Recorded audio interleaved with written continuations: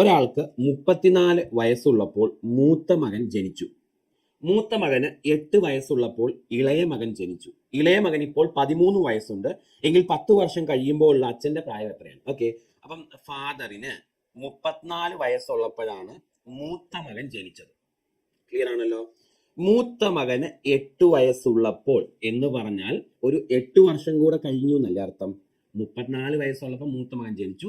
മൂത്ത മകൻ 8 വയസ്സായെന്ന് പറഞ്ഞാൽ 34 വയസ്സ് കഴിഞ്ഞ് ഒരു 8 വയസ്സും കൂടെ ആയപ്പോഴാണ് മൂത്ത മകൻ 8 വയസ്സാകുന്നത്. ശരിയല്ലേ? അപ്പം മൂത്ത മകൻ 8 വയസ്സായപ്പോൾ അച്ഛൻ്റെ വയസ്സ് 34 + 8 42 വയസ്സായിട്ടുണ്ട്. ഓക്കെ, ഇനി മൂത്ത മകൻ 8 വയസ്സായപ്പോൾ രണ്ടാമത്തെ മകൻ ജനിച്ചു. രണ്ടാമത്തെ മകൻ ഇപ്പോൾ 13 വയസ്സുണ്ടെന്ന് പറഞ്ഞാൽ വീണ്ടും ഒരു 13 വർഷം കഴിഞ്ഞെന്നല്ലേ. അപ്പൊ ഈ അച്ഛന് ഇപ്പൊ വീണ്ടും ഒരു 13 വയസ്സും കൂടെ കഴിഞ്ഞു കാണും. സോ അച്ഛന്റെ ഇപ്പോഴത്തെ വയസ്സ് 55 കിട്ടും. എങ്കിൽ 10 വർഷം കഴിയുമ്പോൾ അച്ഛൻ്റെ വയസ്സ് ചോദിച്ചാൽ 55-നോട് ഒരു 10 കൂടെ കൂട്ടി നമുക്ക് ആൻസർ 65 പറയാം. ഓക്കെ, അപ്പൊ ഈ ചോദ്യത്തിന്റെ ആൻസർ 65 എന്നാണ് കിട്ടുന്നത്.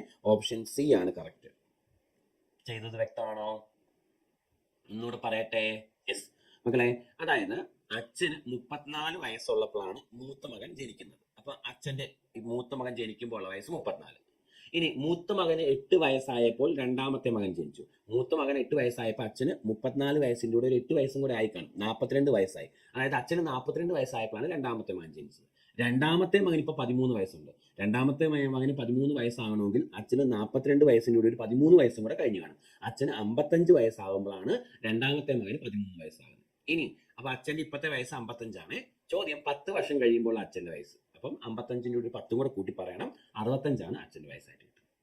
ചെയ്ത് ക്ലിയർ ആണല്ലോ. അതെ, ഒരു കാര്യം പറഞ്ഞോട്ടെ, നിങ്ങൾ കാപ്പൻസ് ലേണിംഗ് സൊല്യൂഷൻ എന്ന യൂട്യൂബ് ചാനൽ സബ്സ്ക്രൈബ് ചെയ്തിട്ടില്ലെങ്കിൽ വേഗം സബ്സ്ക്രൈബ് ചെയ്തോ. മാത്സുമായി ബന്ധപ്പെട്ട PSC പരീക്ഷകളെ ഫുൾ മാത്സിന്റെ കണ്ടന്റുകൾ നമ്മൾ അപ്ഡേറ്റ് ചെയ്യുന്നതാണ്. നമ്മുടെ പ്ലേലിസ്റ്റ് എടുത്തൊന്ന് നോക്കിക്കുക. അതിൻ്റെ അകത്ത് ഓരോ എക്സാമിനും സെപ്പറേറ്റ് പ്ലേലിസ്റ്റുകളുണ്ട്. അതിലെ ക്ലാസ്സുകൾ വൃത്തിയായിട്ട് കണ്ടാൽ മാത്സിന് മുഴുവൻ മാർക്ക് ഉറപ്പാണ്. ഇനി ടെലഗ്രാം ചാനൽ ജോസ് കാപ്പൻ എന്ന പേരിലുണ്ട്, അതിൽ ജോയിൻ ചെയ്യുക. നമ്മൾ ഇടുന്ന ക്ലാസ്സുകളുടെ അപ്ഡേഷൻസ് മിസ്സാവാതിരിക്കും. JOSCKAPPEN എന്ന ടെലഗ്രാമിൽ ക്യാപിറ്റൽ ലെറ്ററിൽ സെർച്ച് ചെയ്താൽ മതി, ചാനൽ കിട്ടും, ജോയിൻ ചെയ്യാം. അപ്പോൾ ബൈ ബൈ.